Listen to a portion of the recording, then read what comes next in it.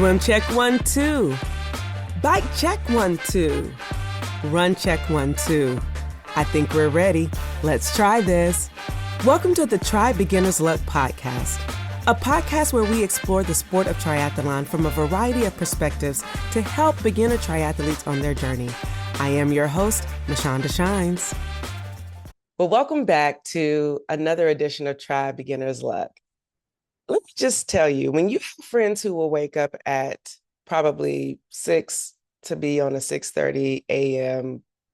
podcast interview, you know that's love, for real. This guest is truly special. Wow, am I getting a little emotional thinking about this person? Well, let me just tell you, he's a brother, and I remember we met in District Tri, and in 2020, I had an idea and said, hey, will you do this with me? Because I know that when 2 or 3 gather, more things can happen, and community, 1 can chase 1,000, 2, 10,000, right? And so I knew I didn't want to do it alone. And when he said yes, I was like, oh my God, this is about to happen. And we put our heads together and we worked very quickly. And we brought a unity ride to Washington, D.C. And I think us working together and not shooting each other at the end sealed our friendship and sealed us as family. And sometimes working together, you go through the highs and lows, the disagreements, the challenges, but also you get to celebrate together. And we've been celebrating each other's wins. We've been mourning with each other through our losses.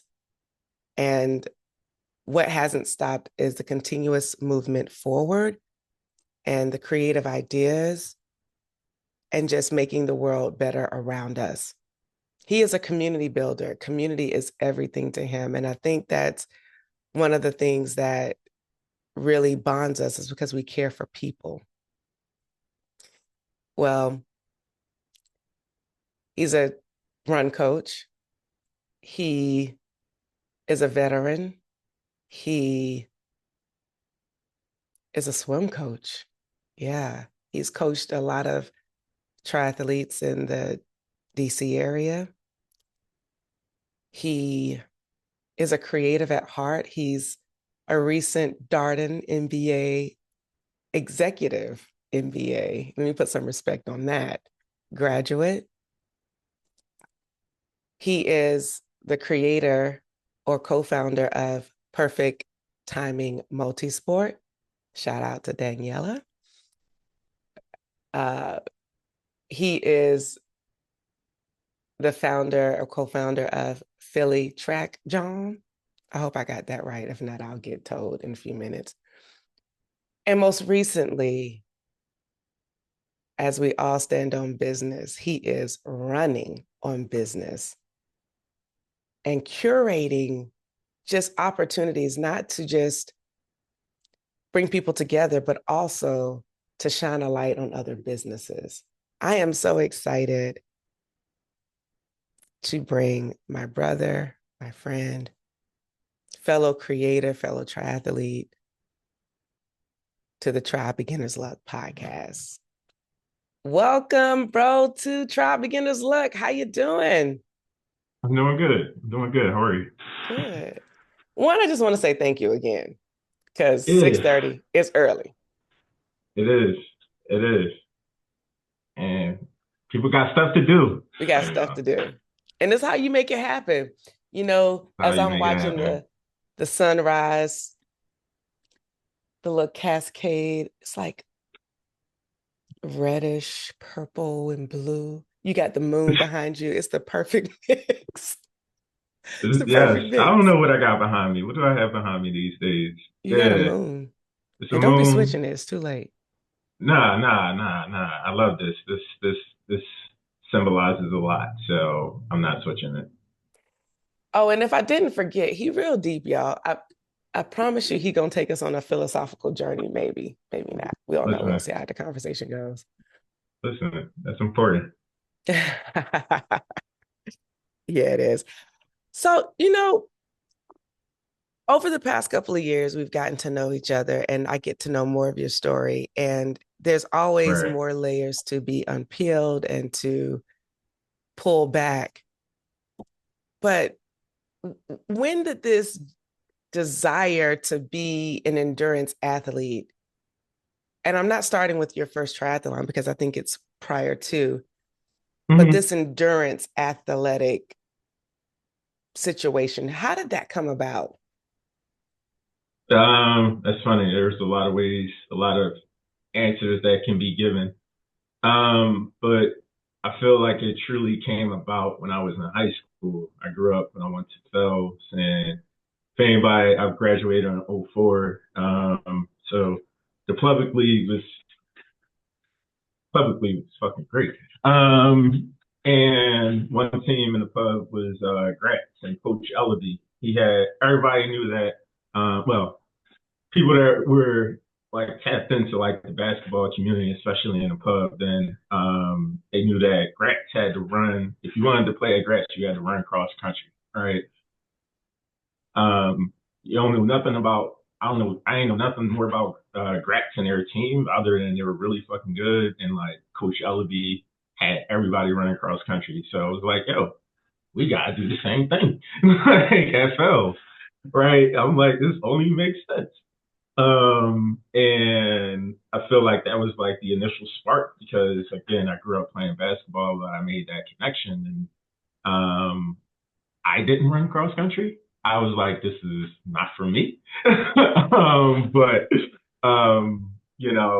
my teammates, they ran cross country, and we continued. They built relationships. I built relationships with them in different ways, but it was even more so that ability to use running as a means to get better in something we appreciate and then build community.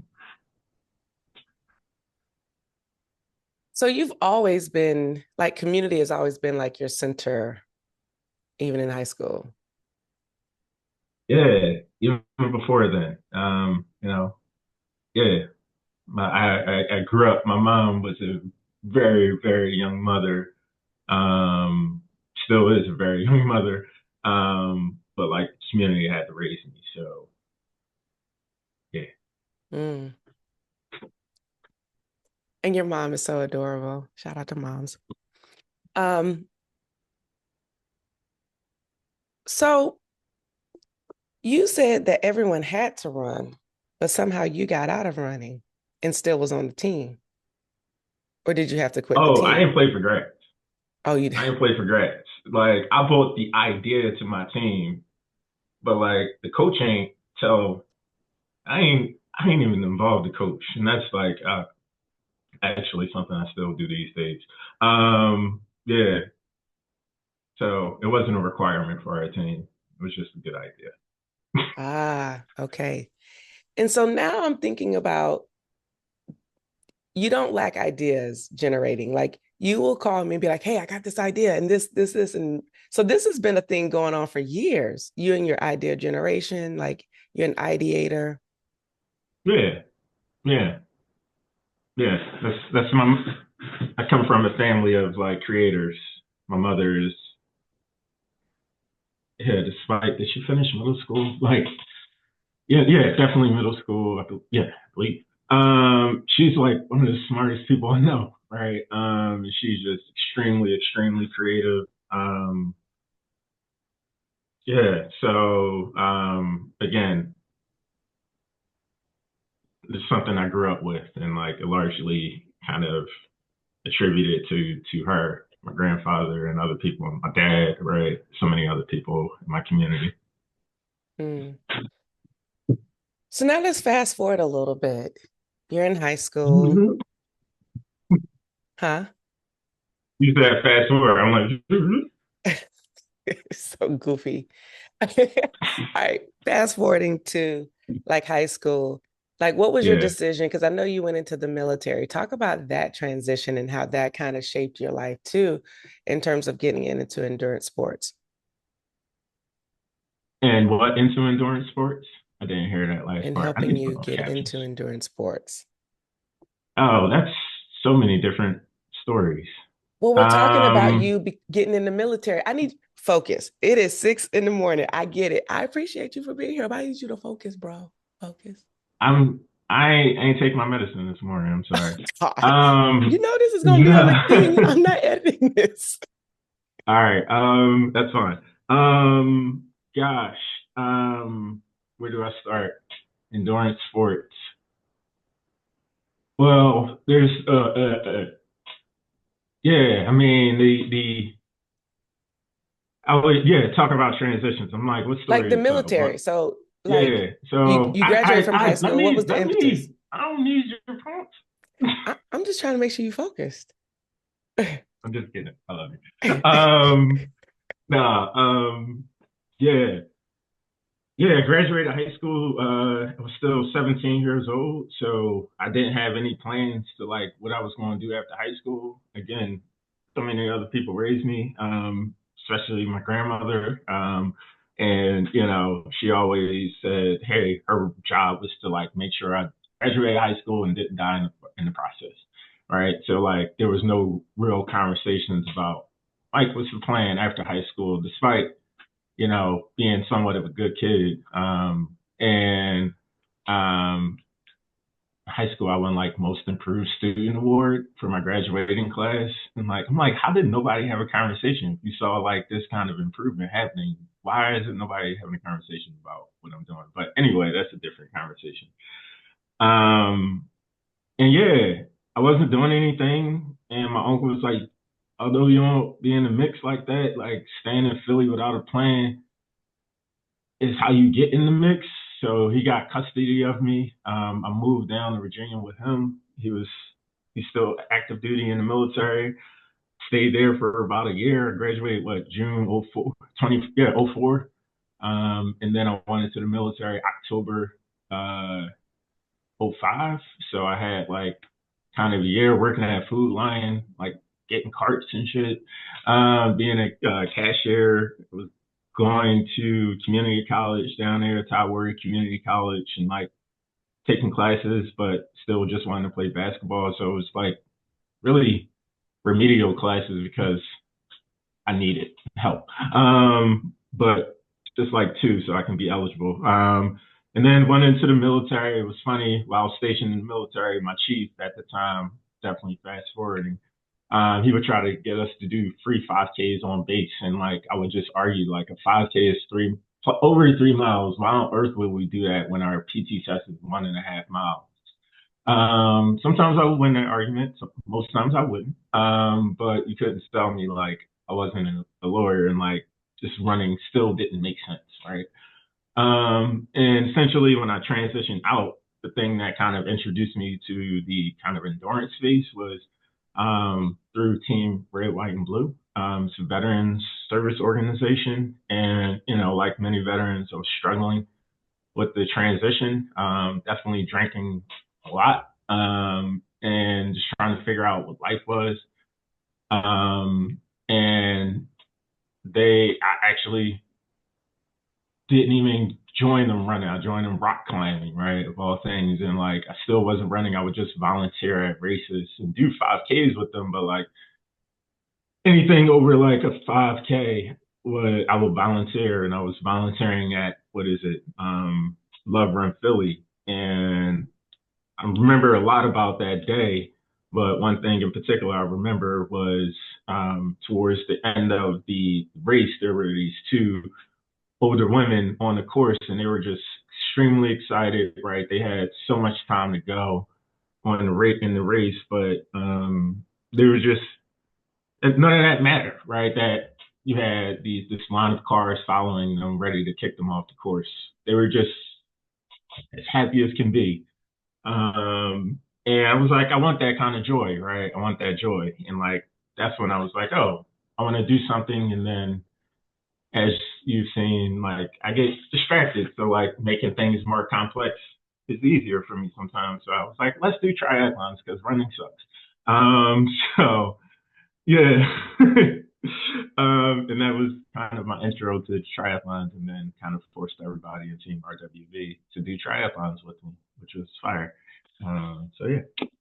All right. There's a lot to unpack here. First of all, it's so interesting how you would make a case that 5Ks were just too much and that you didn't want to do them and would sometimes win. How did you sometimes win those arguments with your superior?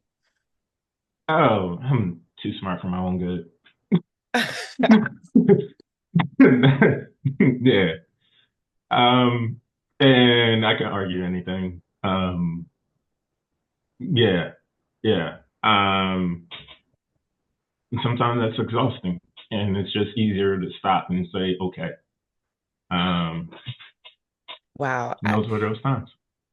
Without going too far into the more endurance part of your story, this is so interesting how one, you didn't really, it didn't seem like you enjoyed running and you would try to get out of it. Yeah. And then you go to Love Run Philly or Philly Run Love. Is it Philly Run Love? Love Run Philly. Love Run Philly. And you just had a full circle moment with that, right? Like you started volunteering these years ago with Team Red, White, and Blue. And then Hmm. this past weekend or the weekend before, you were able to do a pre-run shakeout with BMW. Uh, Yeah. what are some of the other organizations that you did the pre-run that sponsored the pre-run shakeout? Yeah. Nah, that was fire. And uh, appreciate you catching that.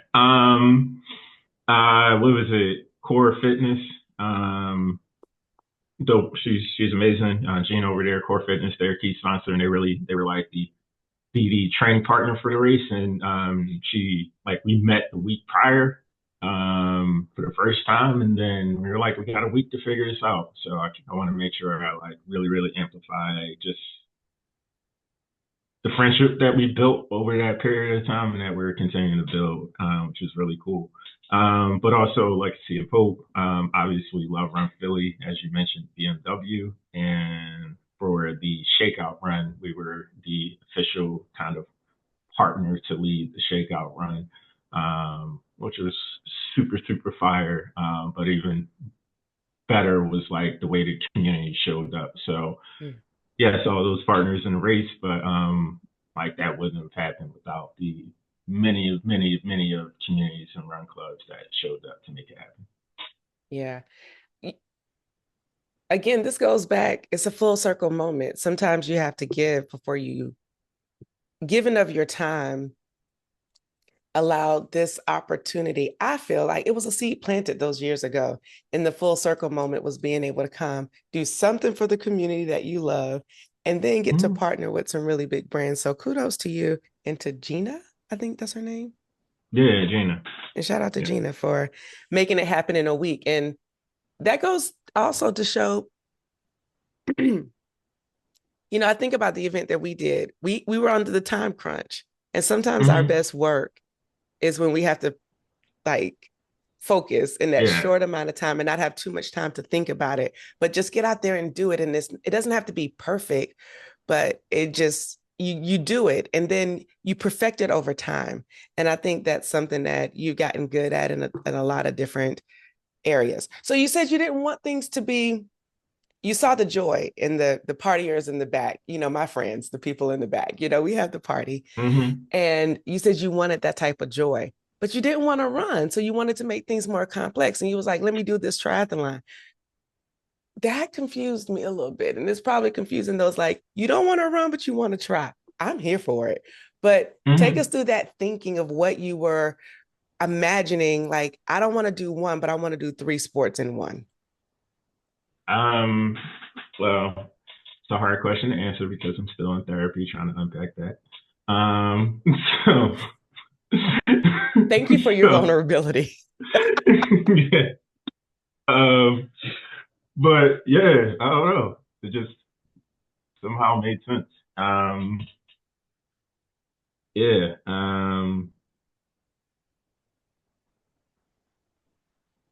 I just always feel like there's more we can do. I don't know. Yeah, I don't know. it just felt right. I was like, oh, that's interesting. I don't know. It was like, it's interesting to, like my dad, to the day he died, he was a lifeguard, right?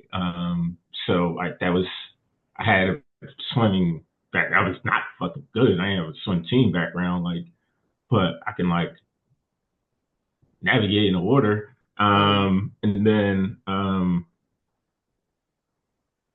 yeah, I don't know why with the bike. It was I didn't really have no connection to the bike. It just seemed like, oh, this is interesting. Yeah, it's just it felt cool. Again, also there's a reality that Team RWB, they also had right people in other spaces. Triathlon was like when I joined Team RWB, I forget the year, but like 2015 maybe, probably even before that.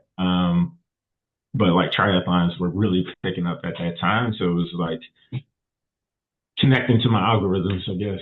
I don't know. mm. So you do your first race with Team R. WB. Yes, Team because Red, I White, was and in my Blue. head thinking red, white, and blue, but I couldn't think of Yeah, it. all good. It is early. I'm still waking up. Usually my mornings are reserved for me, like, getting myself together. So this is a little different for me too. So you're with Team Red, White, and Blue. You do the let's talk about your first race. Because I think once we get to Yeah, your first race, we can get into some other good, some juicy stuff. So your first yeah. race, what was that like for you? It was fire. It was dope. It was a good time. I was looking at the medal rack, see if I can see it.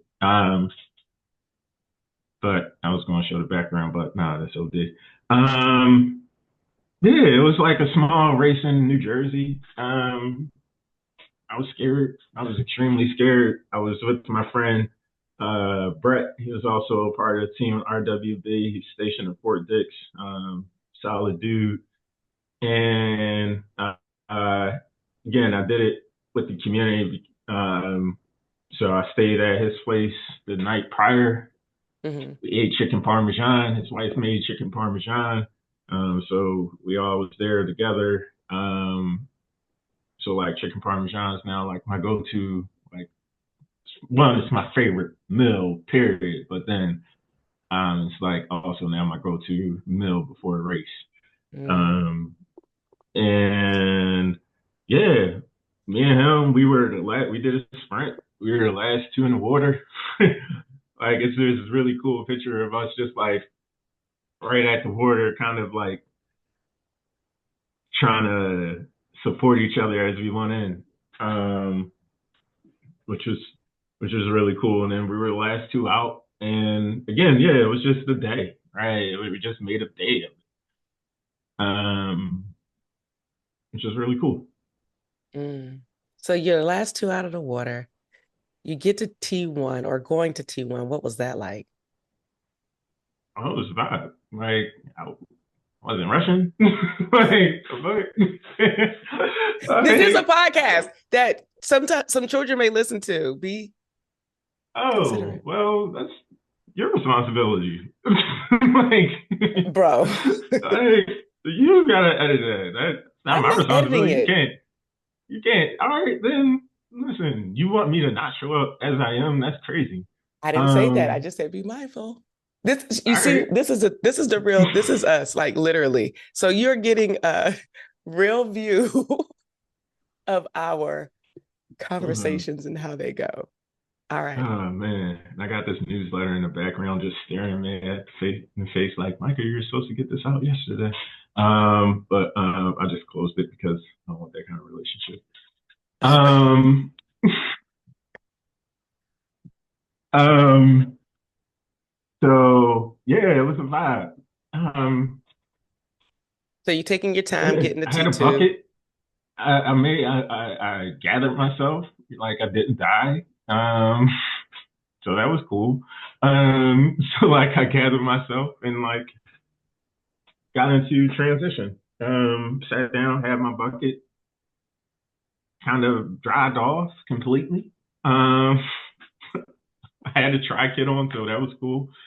And yeah, got my little Walmart bike, I believe. I had a Walmart bike for a while, like a Walmart road bike. I was so pissed because I went to the damn triathlon camp later. and like they gave everybody bikes that didn't have bikes, and I didn't get a bike because I had a fucking Walmart bike, so that annoyed me. So like what, y'all? Like same but different. Like come on, y'all. But anyway, yeah, it was like in the back roads, and the run was down the trail, so there was nothing. But it was just a time, a day away from Philly, a way to build community. I won a medal because like it was such a small race, and I'm like so good. No, nobody showed up for like the novice folks or veterans. It was like, look, I've been stretching that veteran Jawn. I'll be like, yeah, I'm a veteran, like, and I'll be winning medals. Put in like, ah. um, but yeah, so that was fire. Well, congratulations on your first. And I love how, sometimes what happens during our first race or a core memory becomes a part of our tradition for every race. Yeah, And that's the case with your chicken parmesan. So yeah, uh, for sure. I'm here for that. Like I love things that help to remind us of our Thanks. first and how we keep that with us throughout the course of our career. And so you've had some And you got challenges. all So that after your from first chicken race, you parmesan. continue to do it, huh? I said, and you got all that from chicken parmesan. But you still do it. That's crazy. But go ahead. You were asking a question. Because that's why I do this. I think about the things that people aren't thinking and I kind of connect the dots. That's why I'm here, bro. Okay. Anyway, so Okay, my not bad. only the chicken parmesan, but he made me lose my track of thought. Like I was supposed to I was going somewhere. I was going somewhere. Mashonda, don't let him take you out of your flow in your lane. But no, the bike, that's hilarious. How you had a Walmart bike and the bikes that they probably gave out were like road bikes that could make you a lot faster. I can see how you was mad about that. Yeah. How did I what about that? I said I could see how you were upset about that. Yeah, it was crazy because I had a road bike too from like Walmart, Mm, and I don't even think it was from Target, which is crazy. I was protesting Target before we were protesting Target, apparently. But anyway, well, okay. So we're gonna move forward and we're gonna move running forward. on business. Yes, please do so. You've overcome a lot in the triathlon space, so you get to do triathlons. I remember us having this conversation how we did Philly Tri Rock together when it was in Philly back in I think 2014 Yeah. and 2015 and didn't know each other. In full circle, here we are 10 plus years later, sitting here on a podcast called Try Beginner's Luck. And we were doing the same races and didn't know each other. But there wasn't that many Black people. So you remember like seeing folks, but not knowing them. Um, so I just wanted to Mhm. point that out. But triathlon, you've had to overcome some things in the space. Would you like to share some of those things that you've Mhm. had to overcome? Because you talked about when you're talking about your journey of joining Team Red, White, and Blue. Um, you talked about drinking a lot and that going down a road. So can you talk a little bit about just some of the things that you've had to overcome because it's made you a better athlete, it's made you a better person. And sometimes we Mhm. get encouraged by hearing other stories and how they've overcome. Yeah, yeah. Those are, I will say, those are two very different questions, and there's definitely space for both. But I want to make sure I'm answering one of them that I think you're asking, because there's overcoming things in the space of triathlon. Um, right, and when I think about that, I think about barriers to entry, right, and then I think about other things that the triathlon space and like make it difficult as someone, period. But and then you add layers to who I am, like overcoming those things. But then there's the things in overcoming while in the space of triathlon, that's very specific to me as a human, right? And then, so I think that the latter is what we're talking about, right? Actually, just all encompassing. Like everybody has different Okay. journeys, whether it's the barriers to entry, whether it's to, like Uh, you talked a little bit about the Walmart bike. That was a little bit of a barrier because it wasn't like the better of the bike. So you can talk about it yeah, in any way that you want to and what you're willing to share. I love that. I love that. But nah, yeah, again, there's space for even both those conversations specifically, but I think about, what is it? Yeah, coming in, I mean, yeah, think about yeah, there's a lot of ways it can go, but,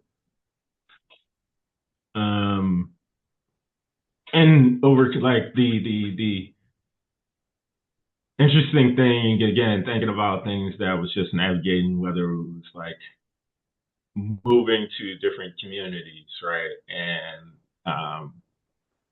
are trying to find like build different relationships and finding people, right? So to avoid like isolation. Um,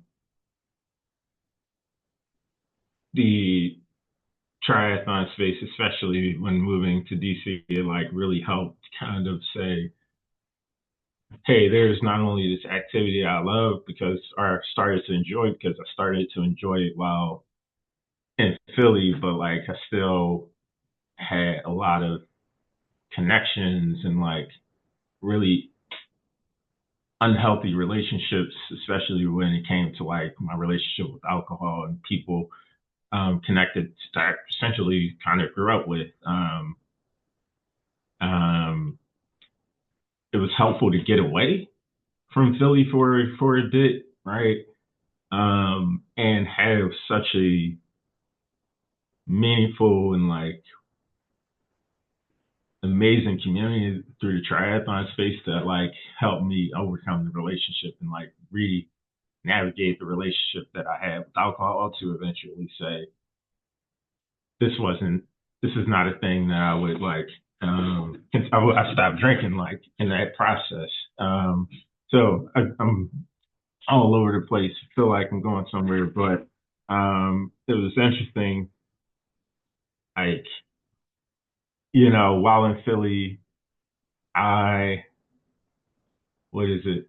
Total two cars, right? So and haven't gotten a DUI, right? So my relationship with like I obviously was there and like navigated everything with the police. I don't want people. I might be like, what I mean, like, oh, he said this on this podcast. Yeah, did all the things legally, but like that's such a blessing, though, right?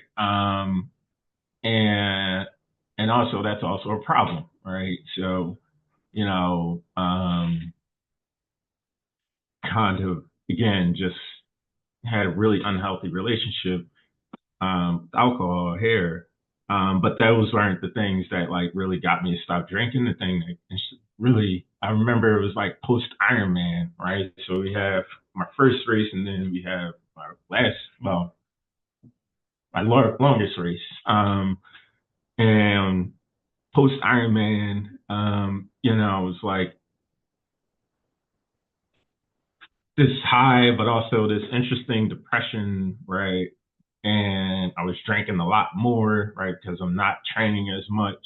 And then that started to impact my relationship with friends. I started to impact my relationship with like my best friend, Daniela. And right then there was like this progression and like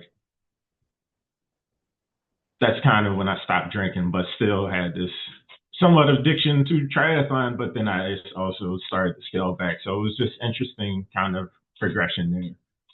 Not, I don't know if I'm answering your question, but yeah, that's where my brain went.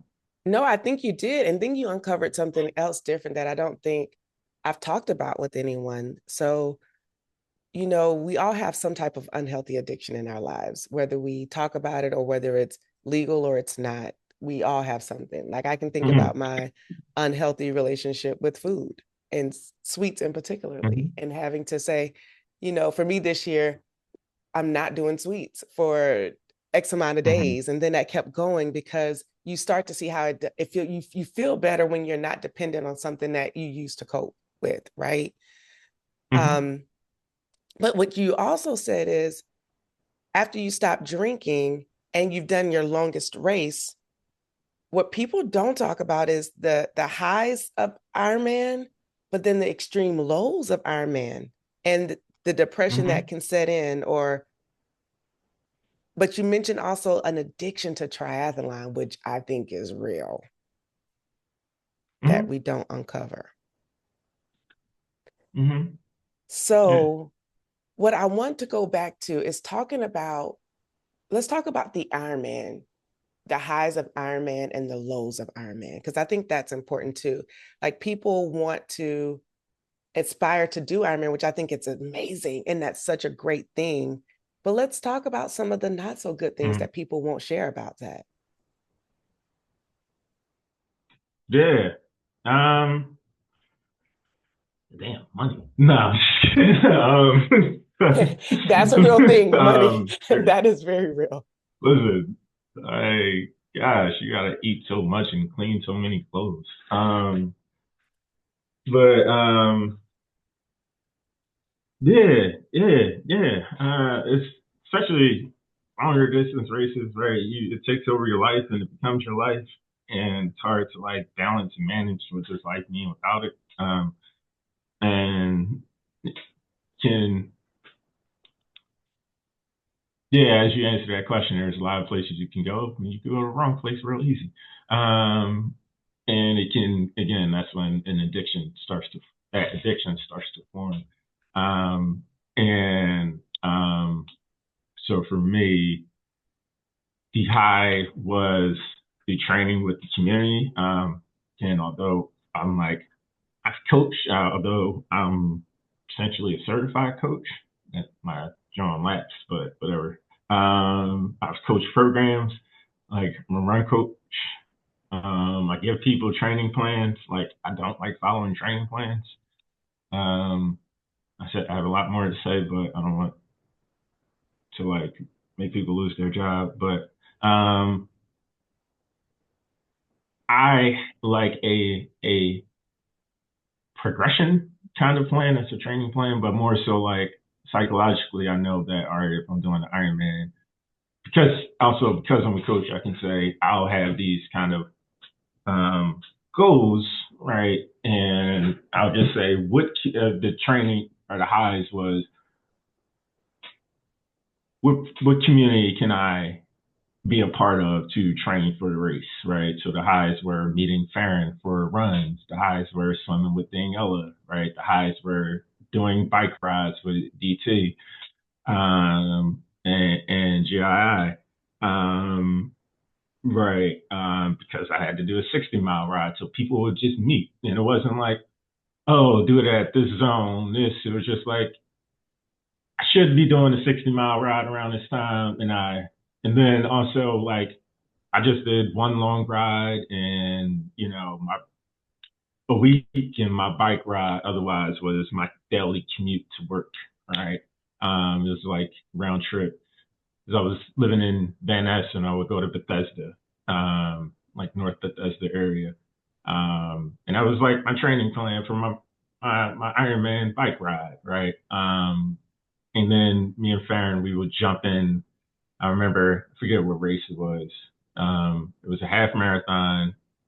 Ironman is in October, so it was something later in the year, and I had to do like a 20-mile run. So like we jumped in the race and we took advantage of the water stops and we just kept running. All right, did not got the medal, but like we did the 13 with the group, and it was so fire. I got a picture and everything. It was amazing. At like the DRC, John. It was so fun. But yeah, and then you know after the race, you don't have to do 20-mile runs. You don't have to ride 100 miles, 50 miles as much, right? Especially depending on when it is in the season. It may also be accompanied with seasonal changes where you can't do things right. So there's just reality is like you may do a half and like you can still train right if you're doing Jawn in June, you still have like life afterwards. It's very difficult to sustain that. It was very difficult for me to sustain that, and that's where the lows came. Right, again, seasonal depression accompanied with the fact that I don't have to put in much time, and people want to celebrate. That is also a thing. People want to celebrate this accomplishment of finishing an Ironman. But for me, it started to turn a lot into celebrating by myself, which I not really wanted to like sit around just chill and drink by myself, and it like became a lot more of that. But that was the thing that replaced the time of training post Ironman.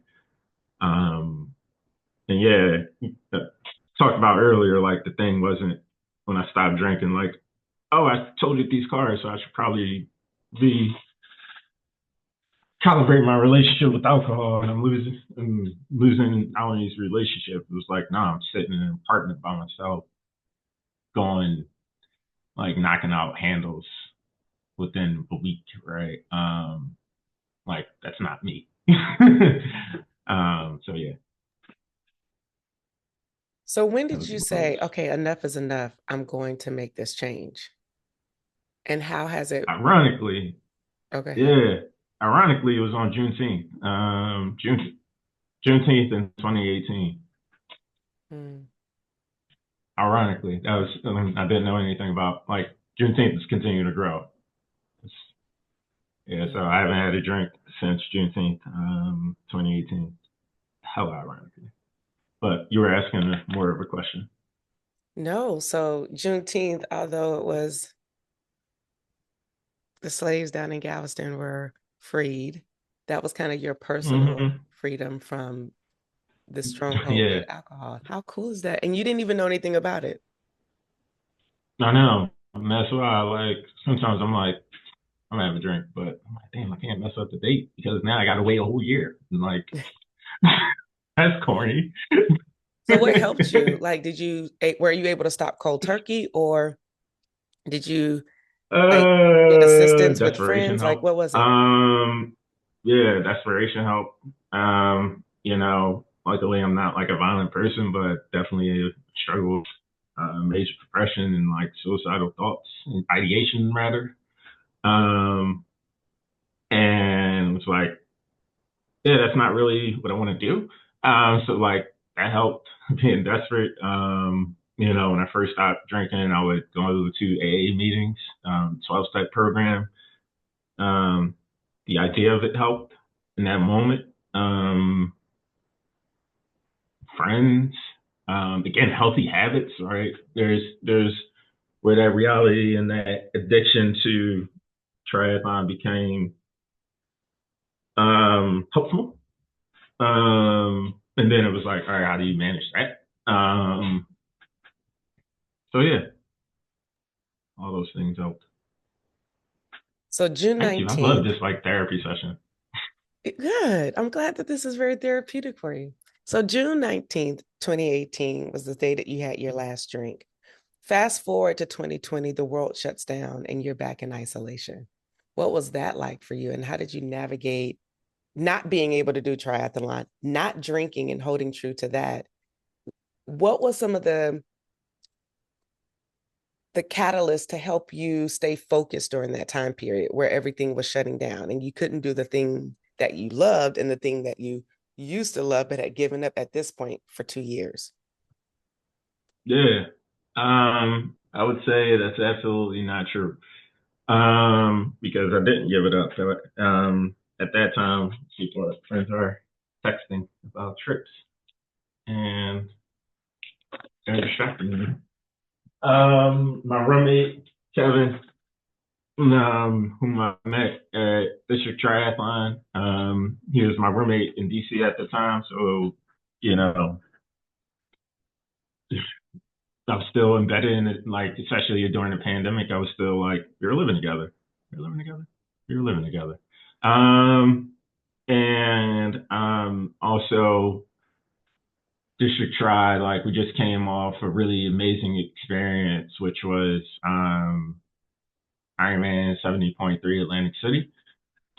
So we all like trained together, right? Remy, she got into her accident and like that was her race back, right? So there was a lot there. Daniela, a partner, and I, we were navigating things in our relationship had broken up for a while and like gotten back together largely through training of Ironman 70.3. And then so when the world shut down, like we were kind of riding this momentum as a community, which is really, really beautiful. And unfortunate now. But anyway, we were riding this like really amazing momentum.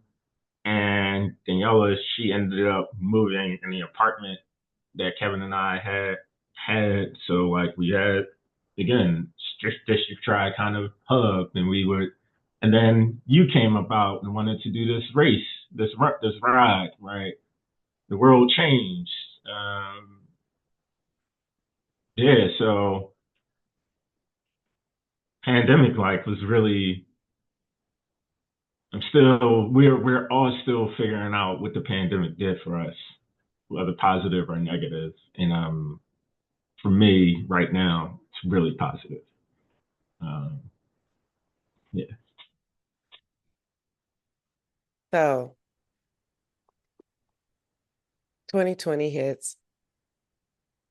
You still have this hub and community. We do the Juneteenth race, which was really fire.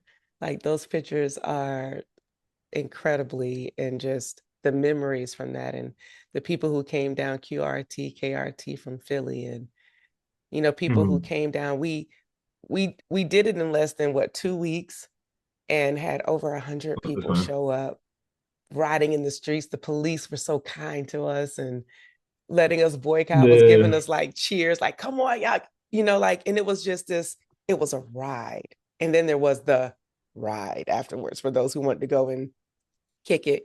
But to see this unity yeah, coming down yeah. Pennsylvania Avenue, circling around the Capitol, going up to in front of the Capitol steps was incredible. So thank you for saying yes to that. Fast forward, you graduate from college I with your did. undergrad degree and immediately go into an executive MBA program at Darden. Talk about that for a quick second. Um, yeah. Um, Adam Grant, he's just one of the youngest professors at Wharton. I met him some years ago while I was working at Merrill Lynch, and I remember just hearing him speak and saying, "I don't know what he's I don't know what Wharton is. I don't know what an MBA is, but I know I want to learn more about what he's teaching." And that began the journey of me wanting to get an MBA. Essentially, took 11 years to finish up with my undergrad when I got out the military, but I saved my GI, large portion of my GI bill to get said MBA.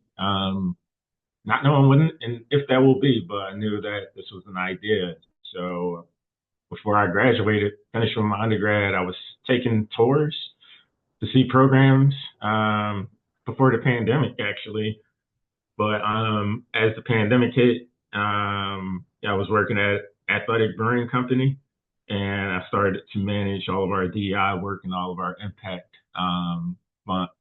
Yeah, our impact fund as a company globally. And I was like, hey, there's a lot of potential here, and I was like, I need to really go back to school and get this undergrad because I need to be ready for for like what that is. Yeah, I can do the job really well, but like it's also really important to have like the credentials. Like, and why not? And then got back into school, had like 1, 2 classes to finish at UDC. Yeah, did my associate at Community College Philly. Finished my undergrad at UDC, a small HBCU. And then I had my GI Bill left and was like, what's the best school that I can go to? University, and I got accepted into during this executive MBA program before I finished school, I just had to graduate UDC, and then I would get accepted, which I did. So yeah, a lot happened that we can talk about in that period, but one of those things was me starting at UDC, and yeah, I mean UVA, Darn School of Business. Mm. So 11 years from when you started school to getting your undergrad degree at UDC. Some people would have given up, Yeah. but you Oh, I did a few you times. did it. And I want to bring it back in a way that it doesn't matter how long it takes you to get a thing, because people are defined Mhm. by time. And the part that inspires me most about your story is that you didn't give up on yourself, Mhm. and that you were able to say, hey, I want this. You made a decision to do something better and provide a more healthy lifestyle for you. And now that's opened the doors for you into a whole new network in which wouldn't have been available had you not determined that you wanted to make some changes for yourself. Yeah. And now, fast forward, not only are you back in Philly where it all started, but you've come up with some Mhm. other companies. Let's talk about that, because Perfect Timing Multisport, you also created during the pandemic. And then We that has did. now grown into Philly Track Jawn, which has grown into running on business. Bro, Mhm. let's talk about that for a quick second. Yeah. And I say quick because, you know, focus. All right. Don't be rude. Yeah. It's too early. Um, yeah. When I finished at Darden, I was like, moved back home. Like, you know what? I just want to do a year of service to the sport of running into the city of Philly, and that's been showing up in a number of ways. But one way it's been showing up was through Philly Track Jawn.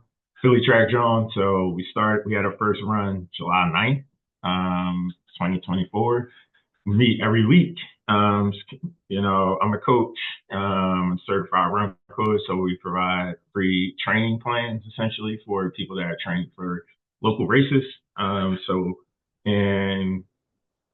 as a means to also, so we have our community day, and then we also have our competitive team day, because we want to create a space where people can like grow within the sport, right, and have the resources they need. Hopefully we can grow into having our own track. Right, that's North Star.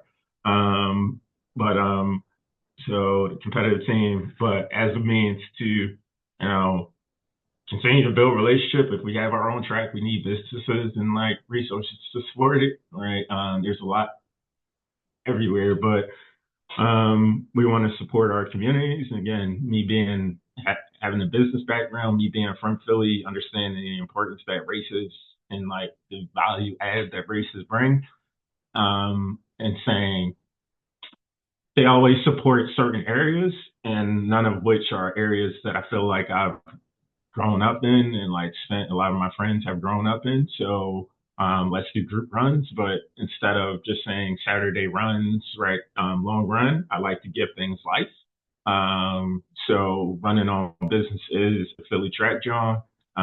It's a bi-monthly series, 5 parts. We've identified small business districts and historically underserved communities, and we bring free events into those communities. It is unnecessarily complex, but we do a free 10K where we have bike leads, we have pacers, we do 5K, we have run pacers, we do a 2K walk where we have leads, and then we do a 0K. When we say no K is okay. And last time that was like yoga. This time it may be Zumba. But there is where we'll be having our second iteration in that in West Philly, also known as the Black Bottom, um, on April 27th to close out Penn Relays weekend. And Penn Relays is a big thing. And so Henry Race is a big April thing. Yeah. 27th to have this event, y'all show up because today is April 9th. So it's April 9th today. Well, technically April 8th, but this will come out on April 9th tomorrow. And so you got time if you're in the Philly area to go up and support on the 27th. I love the no K Yeah. is okay. Okay. It's That's okay. powerful because it Yeah. gives people a part to be a part of something, even if they don't run.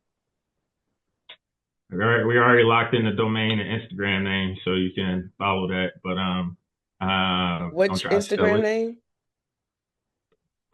No K is okay, and it's N-O. The letter. I mean the number zero. K. Is okay. Oh, wonderful. Yeah. It may be. There's something we can do there. There's something we can do there, Absolutely. and I we don't think have I to think figure it's it a out lot you now. can do there. Me and my ideated mind. I'm like, oh, I can see this. I love that. I Yeah. absolutely Yeah. love that. So if y'all want to talk about that, let's have a conversation offline. I'm always down. I know you are. That's the problem. We'll be on the phone talking for 2 or 3 hours about ideas and what we want to do, what we want to accomplish. But I think you got to have a friend like Yeah. that. And I appreciate you for being that for me. And I thank you for sharing your story because I want to continue to have spaces or conversations with people that are more transparent and vulnerable and not just show the glamorous side of triathlon, although it's very glamorous and it's really sexy and it's really cool and it's all the things. But there are some areas that you have to be mindful of and you have to watch the sides where it becomes a more of an addiction than a healthy habit. And that's a fine line between those two things. And so I appreciate what you stand for. I appreciate how you show up, and I appreciate your love for community. When I heard when you first started talking about, again, I'm going back to that conversation with Team Red, White, and Blue about you coming up Mm. to Philly and serving at the uh, Love Run Philly race, and how you said you wanted to come back and do a year of service Yeah. after your EMBA from Darden. And that just shows the heart of who you are. And keep Mm. showing up that way because you are really helping people to normalize that we all have challenges that we're working through. I love the way you're vulnerable and you share. So even though I give you crap about it, keep showing up as you. Yeah. And real quick Yeah, before we transition past that part and closing, because I feel like you're trying to wrap me up. I am. Um, uh, like even thinking about the year of service, like it wouldn't be possible without Daniela. So I want to make sure, like, just acknowledge, it is very, very much a sacrifice to graduate from a school like Dart and then do something like a year of service. And that literally would not be possible without Daniela. So, yeah, she definitely deserves special Absolutely. acknowledgement. Danny, we love you. I love you. And I appreciate how you have stood in the gap for this one right here. And even just allowing us to be friends, I appreciate that because that's a real thing. I'd be like, Danny, this is what da da da. So I'm glad that we all have a friendship um Yeah. and that you've been so supportive because she really held it down. And now she's in her EMBA program at Yale. So I see this power Yeah. Ivy League group of people that is just doing incredible things. And now you're holding her up. And so I love the transference. So with that, Yeah. I'm And excited. I'm gonna share it because I'm gonna speak it into existence. She's trying to go to Harvard next to continue her education. So Okay. we may be seeing y'all may be seeing us up in Boston from time to time. I love it. Put it out here. You heard it here first. I am here for it. Well, Shout out to Mike, New Balance. or Ship is what I call you, what a lot of us call you. Thank you. We're going to get into this rapid fire because I don't let anybody come out the podcast, and we both got to get to work. So with that said, Yeah, let's get this rapid fire underway. Um, what's your favorite distance? 70.3. Favorite artist? Damn. Um, it's a good one. Jay-Z. Favorite song? Um, it depends, but God did DJ Khaled, Jay-Z, Rick Ross, and Lil Wayne. Mm-hmm. Go to workout. What does it look like? That's track on Tuesdays with Philly Track Jawn. Mm-hmm. Going in circles. Audiobook, podcast, music, or silence when you train?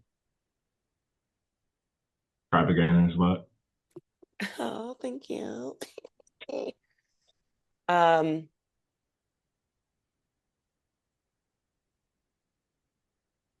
favorite place to bike?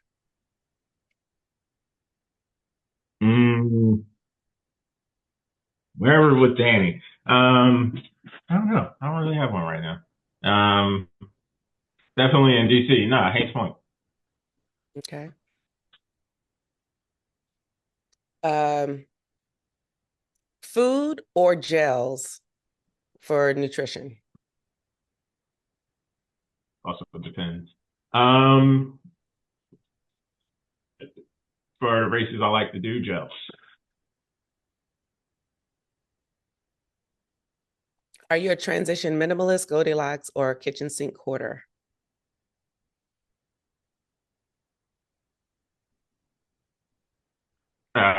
No, I'm a minimalist. Yeah, a minimalist now. Okay. Um, favorite way to serve others?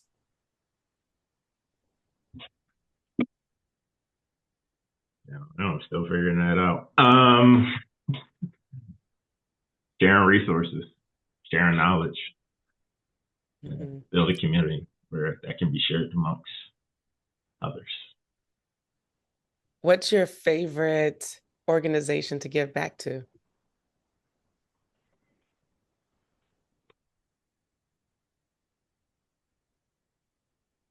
Community of Philadelphia. Repeat that.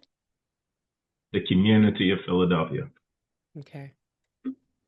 Who would you like to train with, whether historical or alive? Who would be your like a training partner you would want to train with, historical or alive?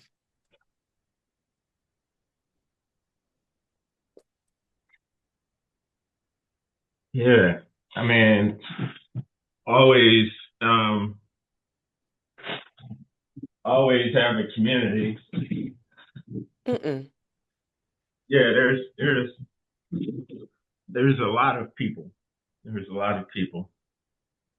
Um, Rapid fire. I would love to go for a walk with Dr. King, but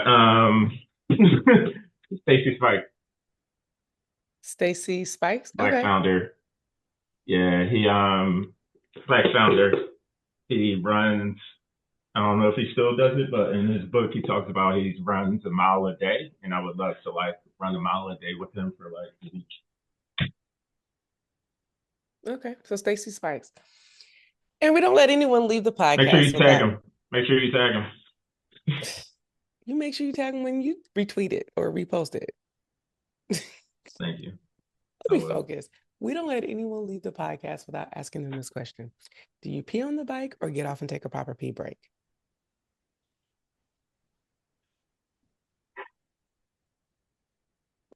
I get off. Hmm.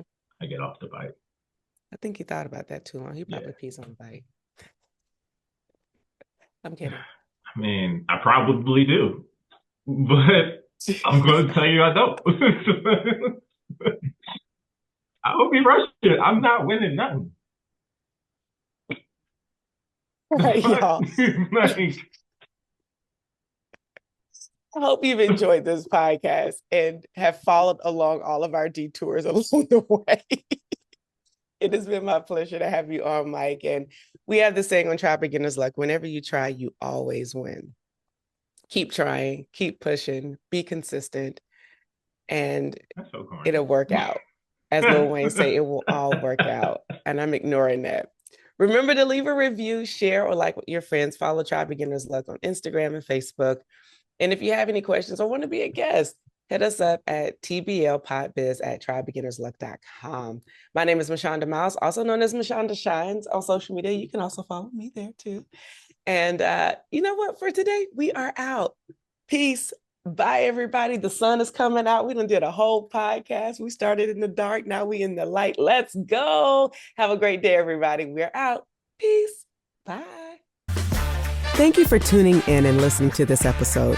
We need your help so we can continue to try at TBL. So for more information on where you can find and subscribe to this podcast, visit www.trybeginnersluck.com. And don't forget, whenever you try beginner's luck, you always win.